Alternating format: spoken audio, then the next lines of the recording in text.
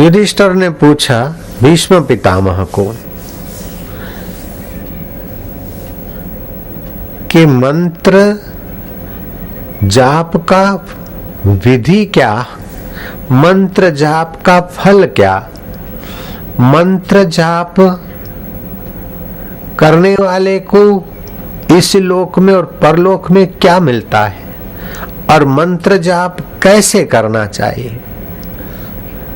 तब युधिष्ठिर के उन सुंदर प्रश्नों का श्रवण करके भीष्म कहते हैं कि युधिष्ठिर, ये तुम्हारे प्रश्न मानव जात के हित के हैं।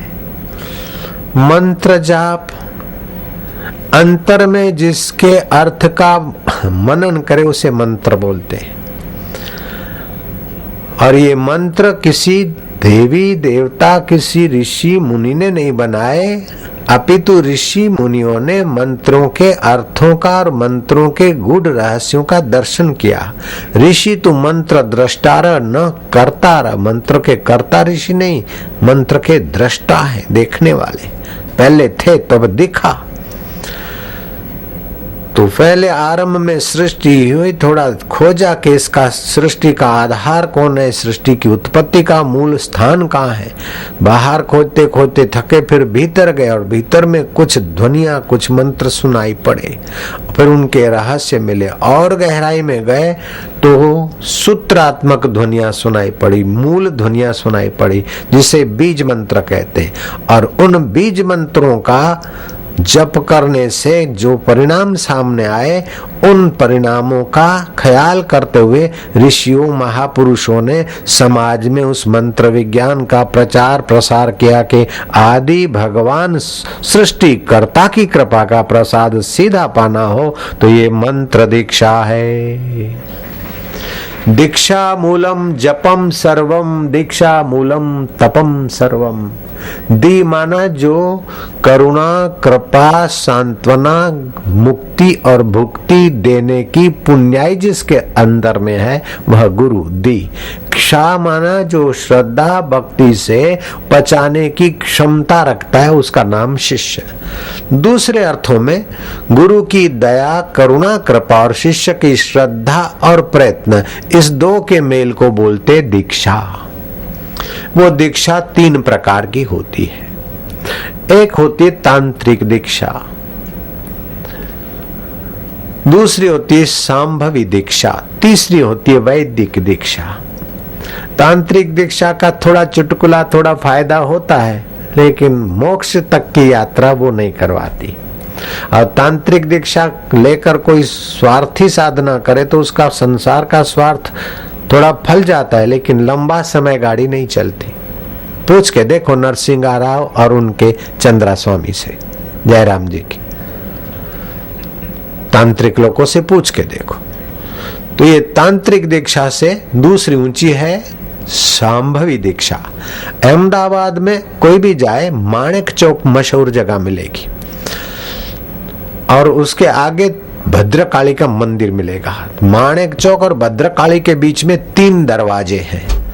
अभी जो दरवाजे खड़े हैं वे अहमद बादशाह ने चुनवाए और अपने राज्य की दीवारें चुनवा रहा था। तो जो माणिक चौक जगह है, उस जगह को राजा ने अपने कब्जे में घेरने की नियत की थी। तो माणिकनाथ ने सोचा कि राजा का बच्चा क्या समझता है, अहमद का बच्चा, साधु बाबा को तो जमीन अर्पण करनी चाहिए, भगवान की भक्ति होगी तो प्रजा का हित तो होगा।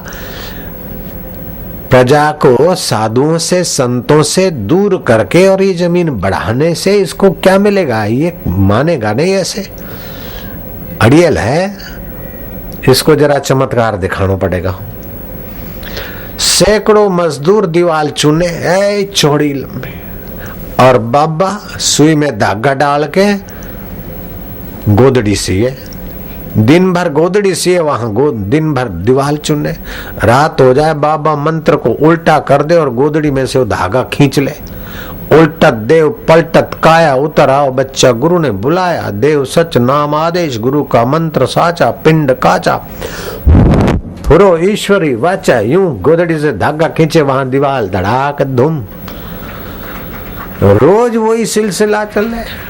और बाबा अपनी कुटिया में बैठे बैठे वो दिन भर सैकड़ों मजूर, कोई और शेर, कोई कुछ मजूरी करे, रात को बाबा उल्टत दे पलटत काया कर दे।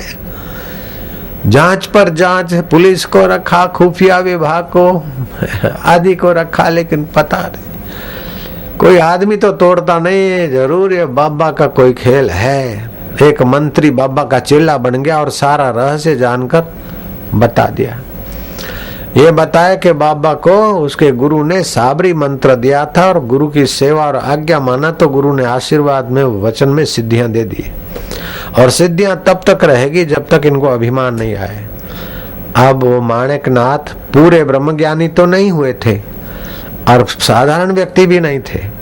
अहमद ने आकर उनको पोलसन लगा कि बाबा तुम तो बहुत बड़े हो, तुम तो हनुमान जी जैसे हो, तुम तो राम जी भगवान हो, तुम तो अल्लाह का रूप हो, बाबा हम तुम्हारी क्या बड़ाई करें। तो बाबा जरा आ गए मस्का पालिश में। बाबा बोले राजा का बच्चा तू क्या समझता है। जैसे सुरसा के मुंह में हनुमान चले गए थे छोटे होके और फिर बाहर आए बड़े हो गए, ऐसे ये लोटा है ना पानी का, मैं उसमें भी जा सकता हूँ छोटा बन के और फिर बाहर निकल के जैसा हूं वैसे का वैसा भी बन सकता हूं और बड़ा भी बन सकता हूं।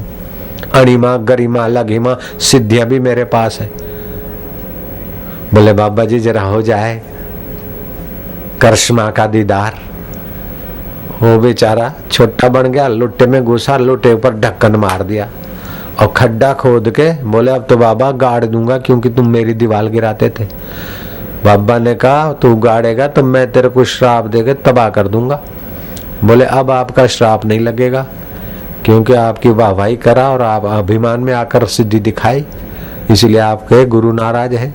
उसने गुरु से अनुसंधान किया तो गुरु तो शिवलोक में पहुंचे थे। गुरुजी ने कहा कि ये जो अहमद है वो कोई साधारण आदमी नहीं है। अगले जन्म में वो सत्संग में श्रद्धा से जाता था और सत्संग का फल भगवान प्राप्ति के लिए नहीं, सत्संग से वो सत्ता चाहता था, राज्य का सुख चाहता था। तो सत्संग सुना है, सत्संग में सेवा किया है, जो कुछ दान पुण्य किया है उसके फल में भगवान नहीं चाहता था। तो सत्संग ऐसी चीज है कि जिस कामना से सत्संग की सेवा की जाती है देर सबेर उसकी वही कामना सत्संग भगवान पूरी करते हैं। कोई पुत्र प्राप्ति से सत्संग की इच्छा करके सुने तो देर सबेर वो पूर्ण, और कोई सुहाग की रक्षा के लिए सुने, कोई भक्ति के लिए सुने, कोई प्रसिद्धि के लिए सुने। कल्प ये भागवत का एक नाम है कल्पद्रुम। जैसे कल्प वृक्ष के नीचे जो कल्पना करके प्रार्थना की जाती है वह कल्पना फलती है, ऐसे सत्संग में जो भावना करके सत्संग सुना जाता है देर सबेर कर्म फल देते तो उसकी वही मनोकामना पूरी होती है। तो ये अगले जन्म का सत्संगी है और भगवान को नहीं चाहता था मेरे को राज मिल जाए, इसलिए सत्संग में जाता था। अभी कमिश्नर बैठे हैं, अगर चाहो कि मैं मंत्री बन जाऊं उस निमित्त सत्संग सुनो तो आप देर सबेर मंत्री भी बन सकते, चाहे इस जन्म में बनो चाहे किसी जन्म में। लेकिन मंत्री बनने में कोई मजा नहीं है। कई मंत्रियों को मैं जानू खूब। मैं तो बोलूं कि आप कमिश्नर जो है, कमिश्नर हो, एमपी हो या एमएलए हो या विधायक हो या भगत हो या कुछ भी हो, आप सत्संग का फायदा